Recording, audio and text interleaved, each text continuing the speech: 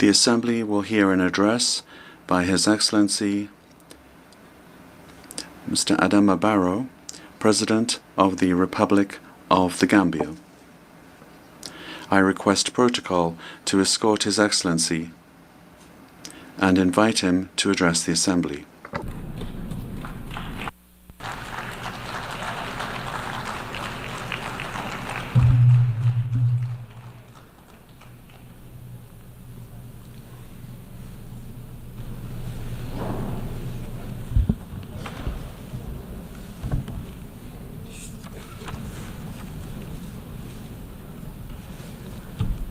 President of the 79th session of the UN General Assembly,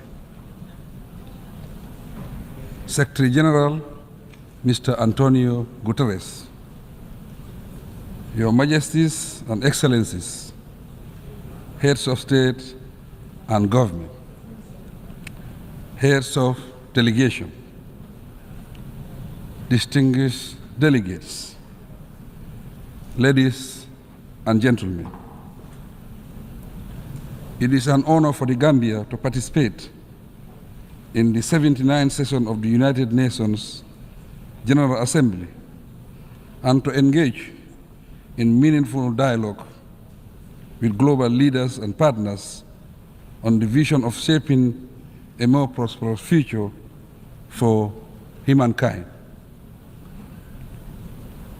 Your Excellency, Mr. President, allow me to express my heartfelt congratulations to you on your assuming the role of President for the 79th session. I similarly wish to register sincere gratitude to His Excellency Ambassador Denis Francis for his exemplary leadership and accomplishments during the 78th session. Mr. President, as we undertake to chart the future we envision,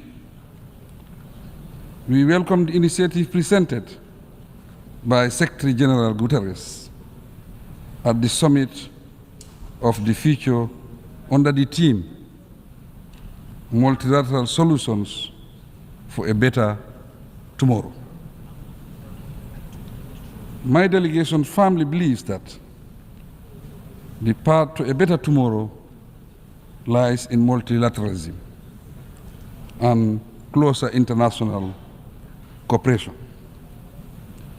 Through our collective responsibility and inclusive participation, we can decisively confront and overcome our challenges and bottlenecks.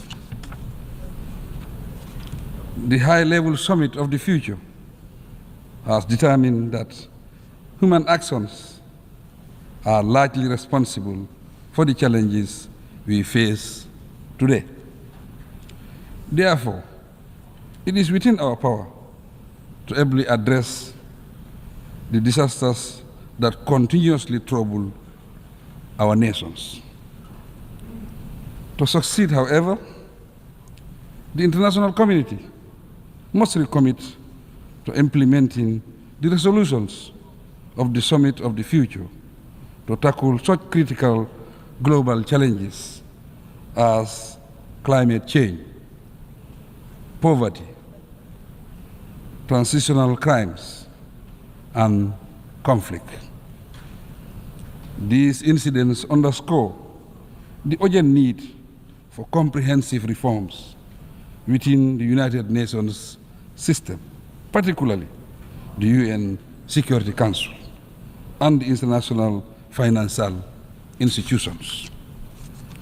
We must equally strive for a more representative, just and inclusive United Nations to shape the world we so dearly want. Mr. President, the Gambia's perspective on the theme leaving no one behind, acting together for the advancement of peace, sustainable development, and human dignity for present and future generations. Aligns closely with the principles and aspirations of Agenda 2030 for sustainable development. In accordance with the principles of the United Nations Charter, the team serves as a crucial reminder to the international community of the need for solidarity and renewed commitment. With specific reference to the Gambia, the framework of the Sustainable Development Goals, SDGs, is central to our national agenda. And we are committed to ensuring that our development efforts are both sustainable and impactful. Like many least developed countries, LDCs, the Gambia faces huge challenges that pose serious threats to our survival as a nation, hence requiring collective international efforts to resolve. Consequently, the global community needs to assist the least developed countries, especially to address the burden of inequality, build more robust economies, and create policy space for economic growth. To tackle the debt burden and internal state weaknesses, we need to increase investment in capacity building. Also, we must jointly endeavor to bridge the digital divide and support technology transfer to advance development. Mr. President, we live in a world with widening inequalities, thus suppressing the weak and making the conditions of the poor worse, grossly violates the expressed ideals and spirit of the Summit of the Future. The Gambia is fully committed to the global call for gender equality and recognizes the indispensable role women play in socio-economic development. We firmly believe that empowering women translates into community empowerment and ultimately inclusive development. For these reasons, my government places great emphasis on women's rights, and we are dedicated to protecting and empowering women. As President, I will continue to ensure that women and girls are protected and given the necessary space to contribute meaningfully to our national development agenda. On youth matters, at the recent consultative summit, stakeholders recommended a sharper focus on innovation and climate change, gender equity, bridging the digital divide, and global governance that promotes youth empowerment through employment, education, and health. The summit's recommendations will inform endeavors to fill policy gaps and expand funding opportunities for better youth engagement. Furthermore, my government commits to aligning our national priorities with global benchmarks and in partnership with youth-led organizations and other stakeholders. We also resolve to use transformative solutions to create greater opportunities for all. Mr. President, the Gambia believes in collective international efforts to combat global challenges. Based on this, last year, the Gambia joined the international community by co-sponsoring UN General Assembly Consensus Resolution 77/276, which sought to engage the International Court of Justice, ICJ, on the obligations of states regarding climate change. Last August, the Gambia submitted its written statement to the ICJ, and we look forward to participating in the oral hearings later this year in The Hague. At the national level, the Gambia remains steadfast in its commitment to promoting human rights and establishing a vibrant democratic environment.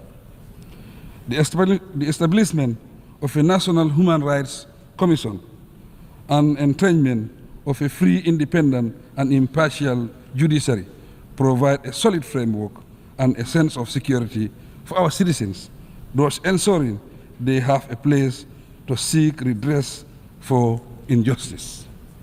I am happy to report that since 2017, the Gambia has neither recorded a single political prisoner, nor has any journalist or human rights activist been jailed in the Gambia.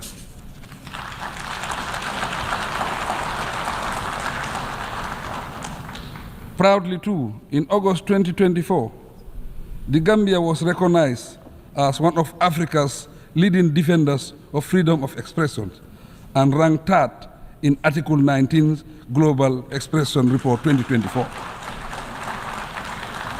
We will continue striving to better our situation. Mr. President, as committed advocates of peace and security, respect for basic rights and freedoms, and the application of international law, we stand firmly against injustice, no matter where it occurs. No doubt, as a nation of peace, guided by democratic principles, we have learned valuable lessons to act upon and share. With the help of the international community, we are steadily taking steps to bring closure to the saga of the victims of dictatorship in our country. So far, we have successfully managed the transitional justice and reform processes. Moving forward, we count on your support in the next critical stages of ensuring justice, reconciliation, reparation where necessary. The Gambia will continue advocating preventive approaches to peace building to avert future conflicts. Once again, I take this opportunity to express our appreciation of all the support the UN Peace Building Commission has been extending to us. Mr. President, the ongoing conflicts in Palestine, Sudan, the Sahel, Ukraine and Russia, the Democratic Republic of Congo, Libya, and other conflict zones demand the international community's immediate intervention. We must explore all diplomatic means to restore lasting peace worldwide and free all innocent people, particularly women and children, from the calamities of war. We call on the international community to prioritize support for the post-conflict reconstruction of Gaza and the improvement of economic conditions in the West Bank, even though the situation in that region is extremely serious. The intense destruction of lives and property continues. The Israel occupation, expansion of settlements, blockade of Gaza, and restrictions in the West Bank, together with the threat of intensifying the war to a regional conflict, continue to worsen the ongoing tensions in the Middle East. Accordingly, I call on the United Nations, the international community, and the Organization of Islamic Cooperation, OIC member states, to join forces and urgently bring about permanent peace in Palestine.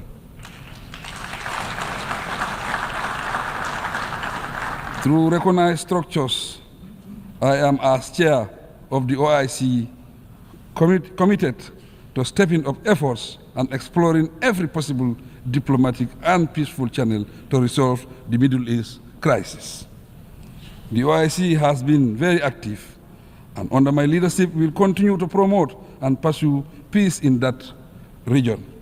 Our common objective is to create a situation wherein Israel and Palestine coexist in peace and security under a two-state arrangement and within the recognized pre-1967 borders.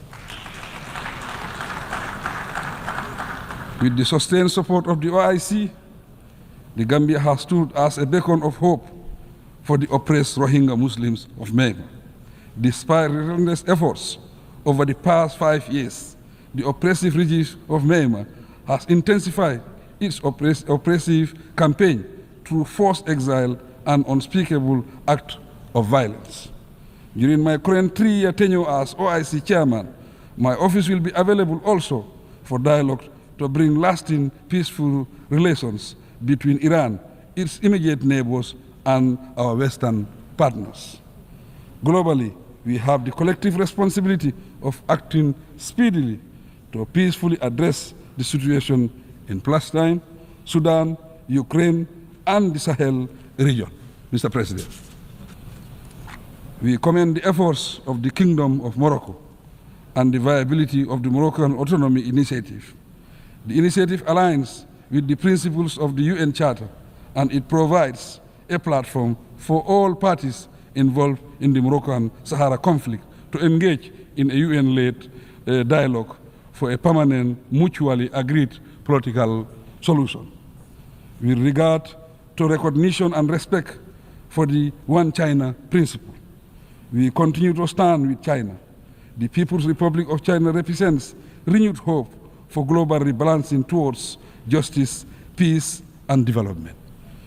China's generous support to its southern neighbors through its numerous development cooperation initiatives has proven usefully impactful and strategic. Mr. President, migration has ever been a fundamental aspect of human development, and it significantly contributes to the growth of both home and host countries. The international community should address migration in a regulated manner and decriminalize it. Indeed, human beings should not risk losing their lives in pursuit of a better future. In this regard, the Gambia is collaborating with relevant countries to improve the plight of migrants, although we must discourage irregular migration. We are duty-bound to respect the rights of migrants and ensure they are treated with dignity, Mr. President. We recognize that dictatorship, conflict, climate change, poverty, and lack of opportunities are part of the root causes of migration. Economic sanctions imposed on states also contribute to forced migration. The long-standing US embargo against Cuba is an example. My view is that these embargoes should give way to renewed good neighborliness and cooperative relations between the two nations. The international community should address inequality and compassion and fulfill the commitment to the official development assistance pledge made by donor countries. As regards the original countries of migrants, we must uphold the ideals and principles of democracy, good governance, and wise resource management approaches, Mr. President. In conclusion, the international community must prioritize diplomacy, dialogue, and mutual understanding as we confront challenges of global concern. I also urge the private sector to collaborate with our governments in taking concrete actions towards our common goals. Simple yet impactful steps, such as supporting local initiatives, promoting inclusive policies, and engaging in global partnerships, can make a significant difference in the world order. Despite the challenges we face, there is immense potential for positive change through collective endeavors. Let us embrace a message of hope, resilience, and optimism for the future. Together, we can create a world where peace, sustainable development, and human dignity are not mere dreams, but a reality for all. I thank you for your kind attention.